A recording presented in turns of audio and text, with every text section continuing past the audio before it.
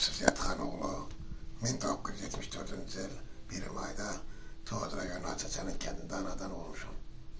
1992 yıl İyul ayında hərbi xidmətə çağırmışım. Toğuz rayon maykomatından hərbi hissəyə gitmişəm. 703 saylı hərbi hissədə xidmət eləmişəm. Komandirlərim Nəcmədin Satıkov olub. Batalyon komandirim Lənkərən Əliyev olub. Əsas döyüş bölgəmiz Ağdərə bölgəsi olub, Tərtərdə. 92-93 illərdə Ağdərə torpağının uğrunda, Ağdərə bölgəsi uğrunda 22-23 kənd uğrunda, yəni alınması uğrunda döyüşlərdə olmuşam. Tankis, starşı mexanik vadit olmuşam. Əskər yoldaşlarım var, Qabil, Əziz və s. və axır.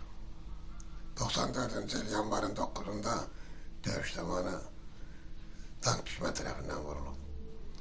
Ağır vəziyyətdə Bakı şəhərinə vertolyot vasitəsilə aparılmışam.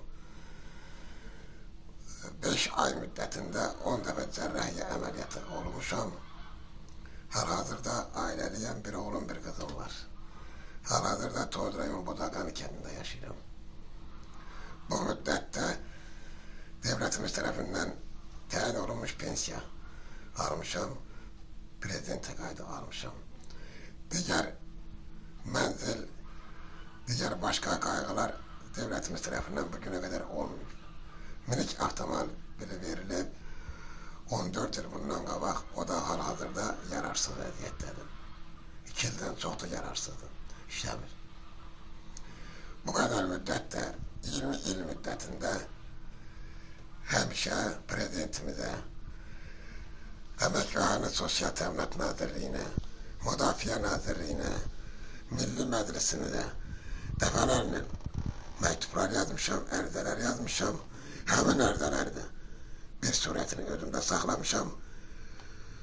Poçtdan verilən kvitansiyalar, qəbizlər də məndədir. Yəni bu ərizələrimin heç birinə baxmırlar. Baxmırlar, göndəriblər Toğuz rayon İcra Hakimiyyətinə, Toğuz rayon İcra Hakimiyyətinin başçısına. Əvvəl Həmid Bağırov Toğuz rayon İcra başçısı idi. Onun vaxtında heç baxılmayıb. İndiki Toğuz rayon İcra başçısı Tofiq Zeynalov cənabları bu qədər müddətdə, yəni hal-hazırda 2006-cı ildən bugünə qədər mənzilimin alınmasında, devlet tərəfindən mənzillə təmin olunmasında yanlış məlumatları Sosial Təminat Nazirliyinə, Prezident aparatına götürməklə onları anladım və məni bugünə qədər mənzilsiz, şəraitsiz qoydu. Yəni mən ilk növbədə şikayətim Toğuz rayon rəhbərliyindəndir, məni mənzilinə təmin edəmədiyinə görə vaxtında.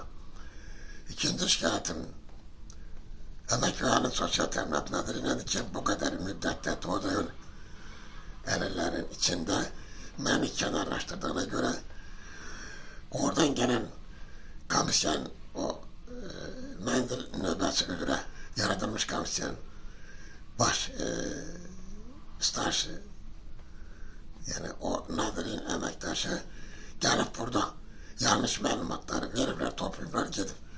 Ondan da məni bugünə qədər mənzildən kənarlaşdırırlar. Hal-hazırda Toğuz rayon İcra başçısı tərəfindən 7 sot torpaq verilib.